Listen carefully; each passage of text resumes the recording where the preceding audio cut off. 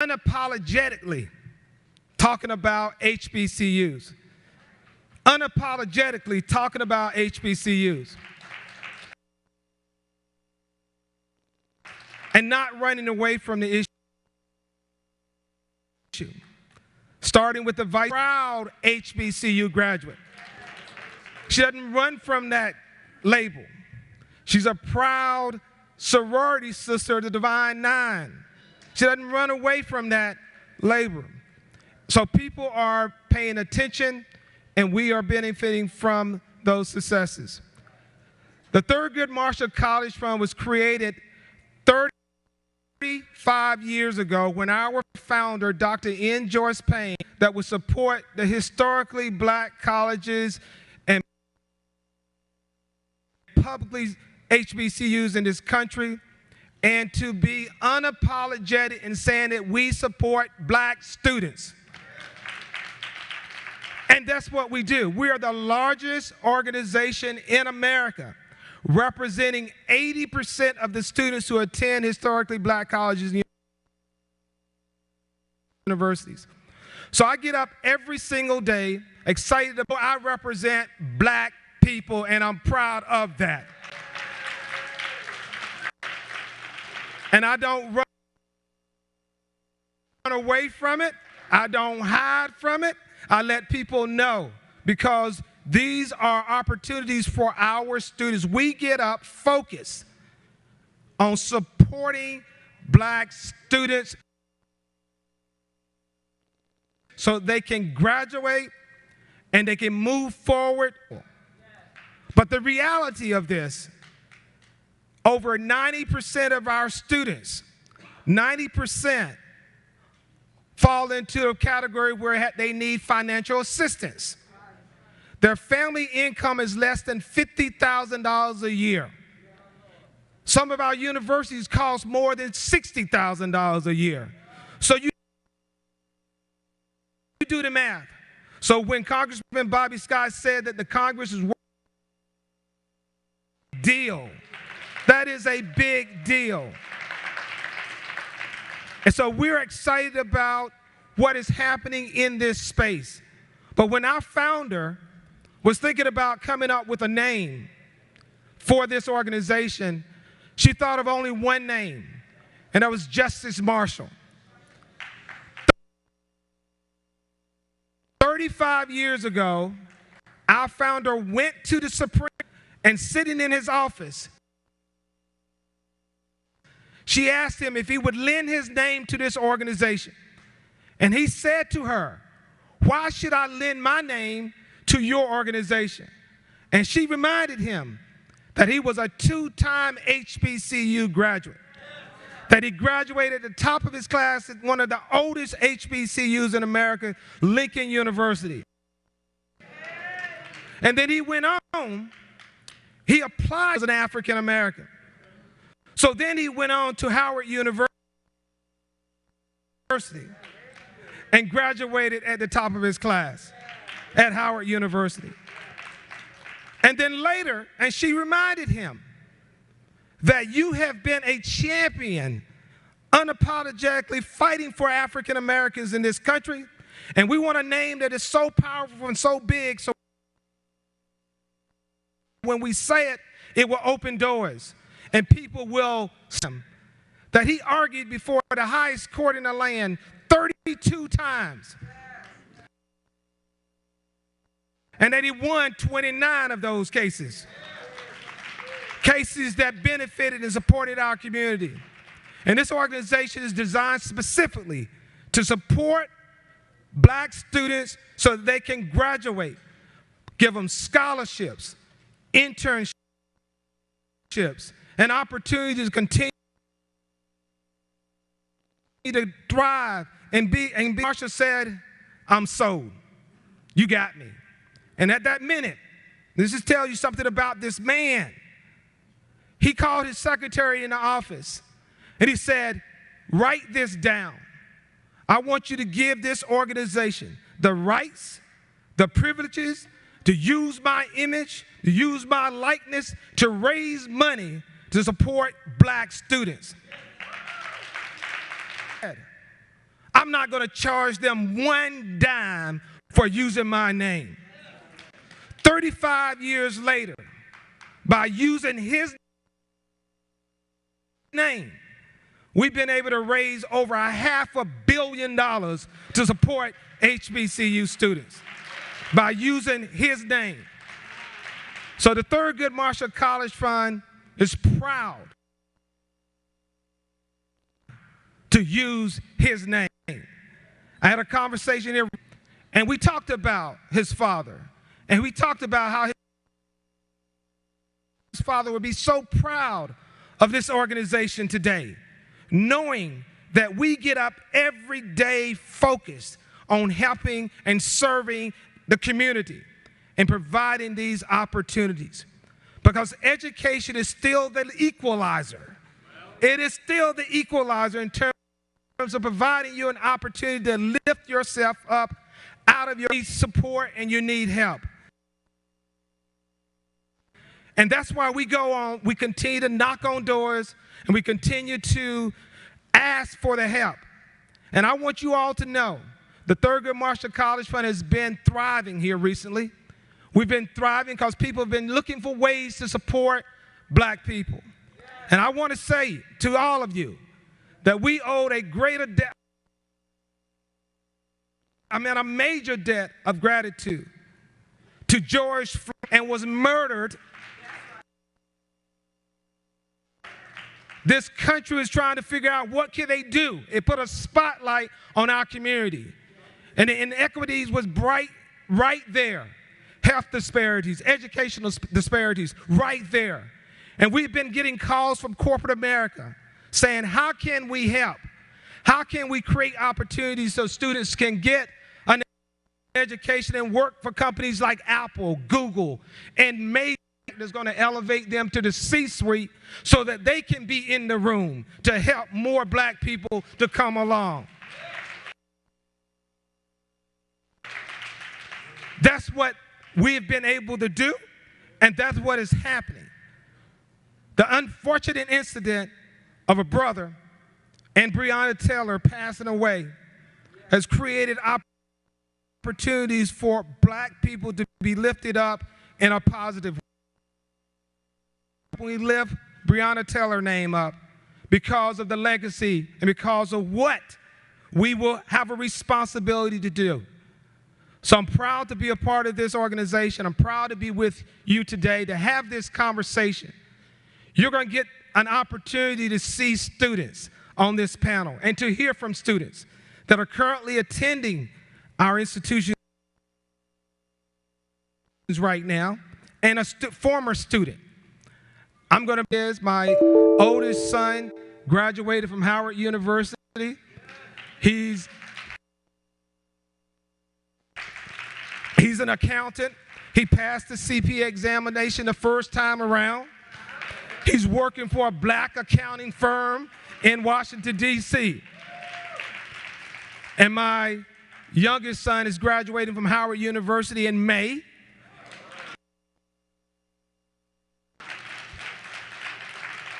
His goal to graduate was to beat his law from Howard, and his brother graduated summa cum laude. I'm holding a law school book from Southern University in Baton Rouge. My son said he wanted to go to law school, and he said, I only want to go to an HBCU. So he's going to start law school at Southern University in the fall to continue to do the work. That is our responsibility, to continue to bring up our young people and to remind them every single day that you did not arrive in this situation by yourself. Somebody had to give up something for this opportunity for you to be here. Somebody had to say something. Somebody had to take something that will allow you, the National Black, this organization, this forced, action-oriented organization. I cannot thank you enough for this work because we need you. We need your voices. We need your advocacy. We need it every single day. And I want to say thank you, thank you, thank you. And now I'm going to turn it over to Jamal Watson, who is going to guide us through this conversation. Thank you. Applause, please. We now have an outstanding panel of student and alumni from HBCU, so we're looking forward to this conversation with Dr. Williams. Let me first introduce Tyleek McMillan, who's the National Youth Director and Policy Advisor for Tech for the National Action Network. Let's give him a round of applause.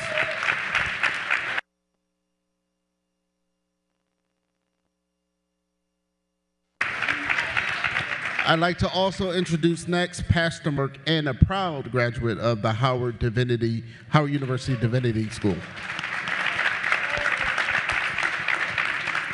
And finally, we have Felivi Dosa, who's a sophomore at Morehouse, where he is majoring in business. So welcome to our town.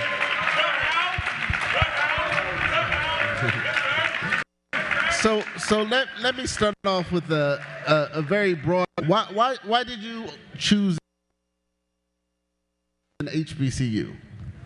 We'll start with you, Felipe. All right, hello everyone. My name is Felipe. Shout out to my Morehouse brothers, by the way. For me, it all started actually with an HBCU tour with the YMCA. During that time, I was a junior in high school. They were talking to me about SUNYs and CUNYs. Anybody that's not from New York, those are the public universities because they're the cheapest option. But at that time, I really wasn't looking into public institutions. And so with the HBCU tour, they gave it to me for free. I was visiting everything from Howard to Tuskegee I was everywhere. But when I stepped on Morehouse campus, when I was there and I, really was learning the history, and not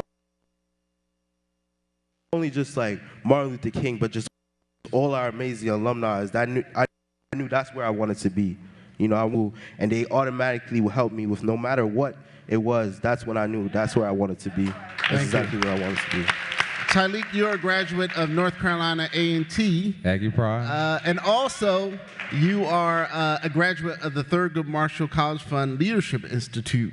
So tell me a little bit about why you decided an HBU. A&T, wow. Dear A&T, a monument indeed. So the reason why I chose A&T, I think you stand on producing pioneers as we look at the civil rights movement. And growing up, within this organization, I started with NAN when I was 13 years old. Well, here goes say 12. Now 25, so it's been quite a minute. And I think, just being around that, and when I visited the campus of A&T, and not only the pride that the school has, but to know the rich legacy that those hollow grounds that I walk on in 1960, so we all may sit at lunch counters now, that right. Or I think about pioneers such as Jesse Jackson, who, Reverend Sharpton's mentor, and Rev being a mentor in my life. And so all that had an impact on me. And not only, I have to point out the school that teaches you not what to think, but how to think. And I'm thankful for that experience. And as you mentioned, Thurgood Marshall College experiences that I've had that really teaches scholars, to take pride in our HBCUs, but prepares us for the world. Because, within this, sometimes we are on the spectrum of, having less than a lot of other schools, but, organizations such as TMCF and UNCF really allow us to love on who we are, where we come from, and what it definitely shaped me to who I am today. Thank you, Tyleek. Pastor Ball. For me, HBCU experience is social justice work.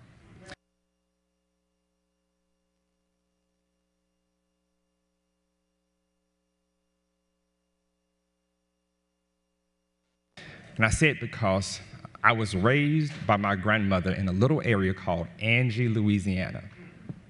My grandmother was the help. She couldn't read or write. I look at her just proud. I look at her toward me when I had a grandmother who couldn't read or write. So when I look at HBCUs, I see the same thing.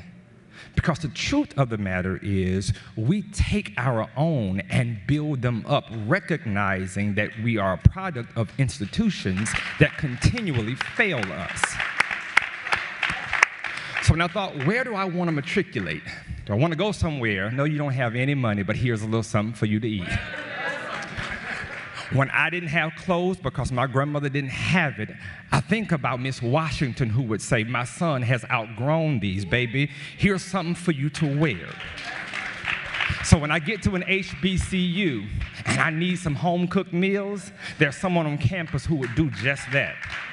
When I'm not sure where I will stay, or if I have enough money to make sure I'm not looks like my next door neighbor at an HBCU who will make sure that I'm able to make it through. And when I want to give up, it's somebody at an HBCU who will say, baby, we believe in you. It might be hard, but don't you quit. You might be tired, but you can make it. And it's for that reason that I and my children will continue to attend an HBCU. Dr. Williams, we see the steady interest in HBCUs. You talked about the philanthropy, the giving, but we also see many, many high school students who may not have thought about going to an HBCU who are now interested in the HBCU. We see enrollment rates increasing. Can you talk a little bit about what you're seeing from member institutions across the country around enrollment? Yeah, first of all, I got to say, and that's why I got the best job in the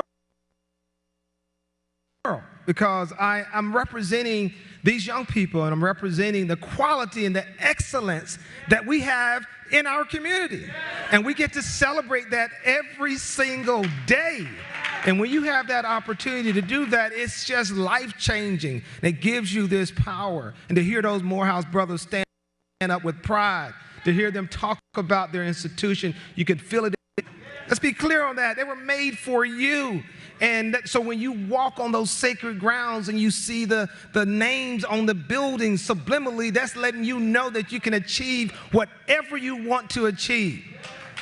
W.E.B. Du Bois went to Fisk, but he said he also went to Harvard. He said, I was not of Harvard, because he never became part of Harvard. But he was always part of Fisk. And you think about that in this country is a resurgence of interest in our HBCUs, and I want parents to continue to tell their young people that where you want to go to a place that's going to value you, and you can be yourself. You don't have to do a double consciousness to say things you don't want to say. You can be yourself. When I took my son on a visit at Howard University, he met with a student leader. He walked him around campus, and he said, you will find your voice. Think about that. Find your voice. Musicians look for their voices all the time, their unique sounds. And when you come to a place where you can find your voice, then you can grow and develop. And I can tell you, both of my boys have found their voices, and they are thriving. It's because of what was fed into them. And you can go to an HBCU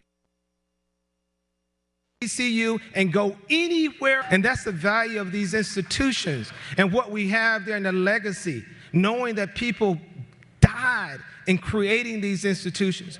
Recently, we've been experiencing these bomb threats, and the majority of bomb threats are at our institutions. And people identify you when they see something happening, and they want to create a disturbance, a disruption.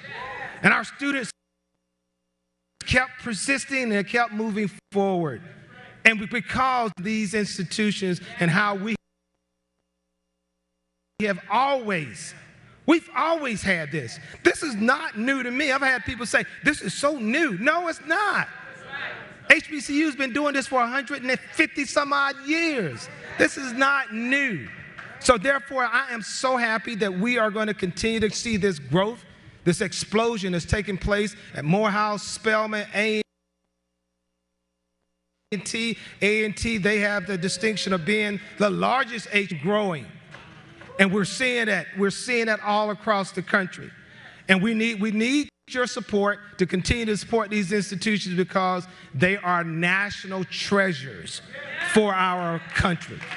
Thank you, Dr. Williams. And I appreciate you mentioning sort of the recent bomb threats, because I think it's really important for us to talk about that, because again, it shows the kind of hatred and violence. Talk about what was it like for you to experience that as a student at Morehouse, because that happened recently. No, it definitely happened very recently. First of all, I wanted to shout out my Spelman sisters who, it was a lot of the threats happening at Spelman, and my sisters there were still staying strong, still had their hopes up. A lot of me and my brothers, we were calling them, making sure is everything all right, what we can do. Even though a couple of them did leave for the weekend, went back home. For me, it was a little dark time on the campus when that happened, because it wasn't for only just that week. It was repeatedly happening. Like the next week, they would get another threat the week after, and then there was even one at Morehouse itself where they did close down the whole campus, and we had to shelter it in. For the whole AUC, Morehouse, Spelman, and Clark Atlanta, it was a very worried time. But the thing I appreciate the most was the togetherness from Clark to Morehouse and Spelman, and check on each other, make sure we was all right. That's what I appreciated the most, that real familyhood. And you can only get that at an HBCU, you know what I'm saying? So, but overall, like at the end, our spirits were still high, and I think that's what mattered. You can't break us down. Can I just say on that last part that you mentioned, what I love about the fact of being a part of this HBCU community is we all have this pride that we all have for seeing each other. Like, mine's the best, mine's the best. Mine got the best homecoming. Hey, shout out to the greatest homecoming on earth. But you see that? You see how y'all saw how I threw it in there. But we have this love with one another where we are protective of one another. There's community, because we have this feeling of belonging with each other. So we can talk about each other, but nobody else can talk about us. That's the rule. Amen. Pastor Ball, did you want to hop in?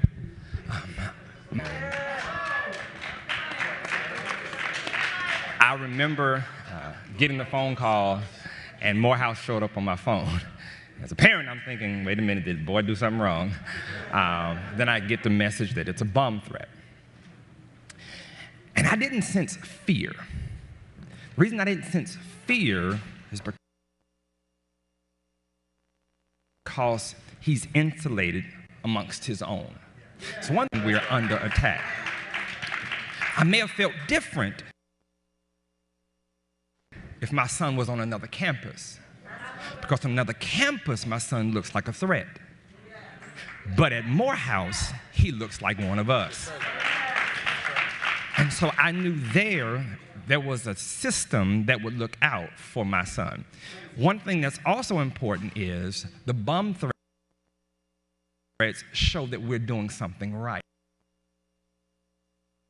Let me see if I can quote Jamal Bryant. If you ain't got no haters, you ain't popping. So maybe it's that they are noticing someone like a Deion Sanders who is helping to bring more institutions and more focus on HBCUs. Maybe they're realizing that their numbers are dropping and hours are increasing and there is a challenge. Maybe they're realizing that we're producing the best and the brightest.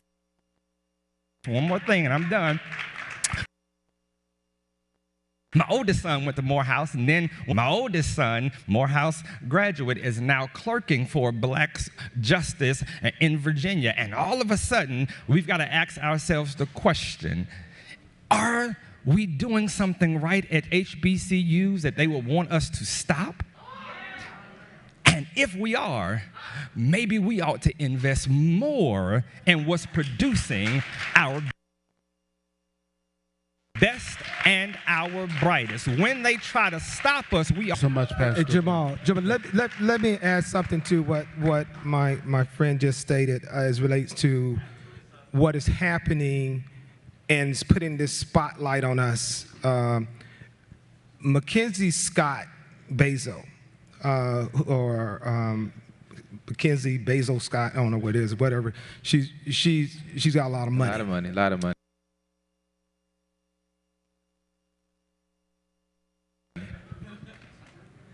She gave to $20, $500 million. Morehouse, A&T got $45 million. Morehouse got $20 million. Cash, money in the bank. And she was unapologetic as it relates to why she was giving it, because she made it very clear that we want to support excellence. And this is the largest single person ever in the history to give to HBCUs, one person. And the dollars, and I'm going to tell you how we get money from some people. Sometimes they put a lot of restrictions on it. They say, okay, you can only use it to buy this or buy that. She said, and because we talked to her at Thurgood Marshall and UNCF both, we all had conversations with them, and she said, I'm going to give it to you unrestricted. You use, and then she said, I only want 3 reports for 3 years. And I want each report to come in, I only want it to be 1 page of you telling me what you did with the money. We have never had that type of giving that's been given to us. Everybody want to put all these restrictions, saying you do this, you do that, and we're going to come in, we're going to have a meeting with everybody. My team is not even coming to see you because you know what is best for your institution. So by me coming in and trying to tell you how to do it, it's going to be wrong. And that is why this haters are out there, because they're seeing this giving that is coming. Not only her, others have given too, but she was the one that really put a restricted giving to our institution. No, that's important. That's important. Thank you so much, Dr. Williams. I want to get in maybe 2 more questions and then, of course, open up some Q&A for the audience as well. And Dr. Williams, I want to start with you, and then we'll kind of work our way through the panel. And that is to ask you the impact that COVID has had on our institutions. We know that COVID has really devastated the entire world, and certainly the impact that it's had on our HBCUs. Yeah, I'm going to be quick on this one because I could talk a long time on this, but the reality is that COVID played a critical, had a major impact on our institutions. It put a spotlight on, again, the inequities that exist. So when our students were told back in March, or actually March in 2020, when everybody was told that you got to shut down, and you got to leave, and you have to close. It was immediately. They say everything's got to go. And didn't have money to pay for a plane trip home, didn't have money to pay for their rent, didn't have money for different things. So we set up an emergency fund so the students could have access to funds so they can get home from that perspective. And then when they got home and when they went to this remote learning, a lot of our students, a lot of our faculty members hadn't been trained in the online teaching platform as it relates to how you deliver. Our students experience lack of technology from the Wi-Fi. That might seem simple to a lot of people, especially in a big city, but if you're in rural Alabama and you're at Alabama State, I talked to the president of Alabama State, he said 15% of his students didn't have Wi-Fi in their community. So therefore, in order for the professor to grade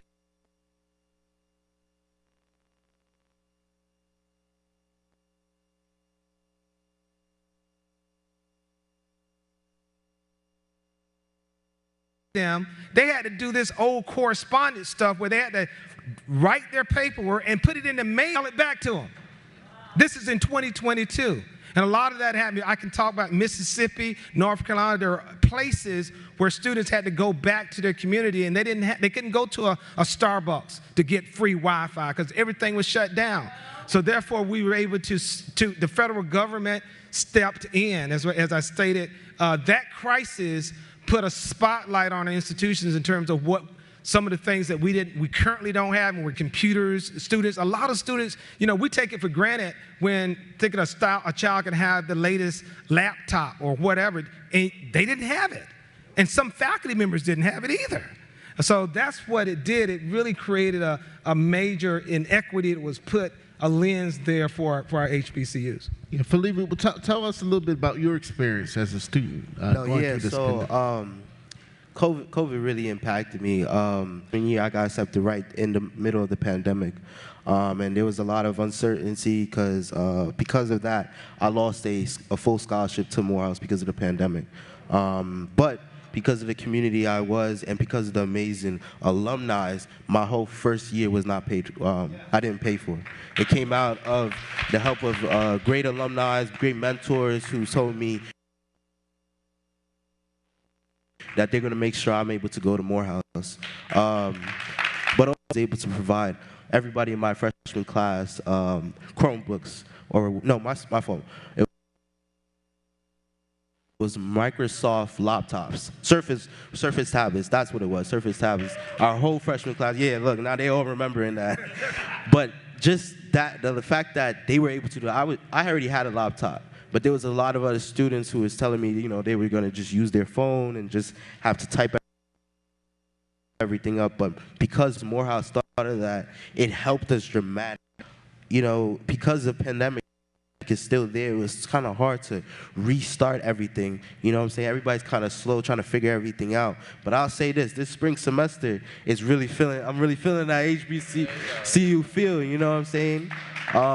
And, it still sucks because I feel my junior year, this is the first time I'm going to really experience my first homecoming. You know what I'm saying? And I sometimes wish, should I take the gap year? But I feel Morehouse has definitely still given me the best that they can. And I'm still 100% grateful at the end of the day. Thank you. Pass the ball. I am privileged to serve as president of a small Bible college and seminary. I'm privileged to serve as the president of a small Bible college and seminary. And one thing which helped us get laptops, things of that nature. But as was mentioned, one of the challenges was access to broadband. One thing I want us to celebrate as National Action Network is my brother Tyleek, who's sitting here. You all may not know this, but Tyleek did a lot of work to push the FCC to make sure we expanded broadband access so that when a challenge like this happens, students are able to access broadband. Funds from Higher Ed Relief Fund. One thing we have to recognize is during this downturn, other institutions that had $1 billion and reserves were able to expand. While we are trying to get students laptops, they're building buildings because they have billions in endowment to live off of. So that's something we also need to address. So when we have crises, accreditation conference, and another HBCU president was sharing that as they had to move students off campus, many of the students didn't want to leave. And they didn't want to leave because they ran from danger. And the HBCU campus was their safety net. And now the crisis was sending them back into danger, and they're saying, I don't know if justice work, because we're rescuing so many to make sure they can endure and live out their full expectancy. So COVID has highlighted a lot of things for HBCUs. Tariq, did you want to weigh in? Yeah, I think my fellow panelists pretty covered everything, but I think touching on the broadband and internet accessibility thing, I think that was major for folks because, as mentioned, most net is to a cell phone, and so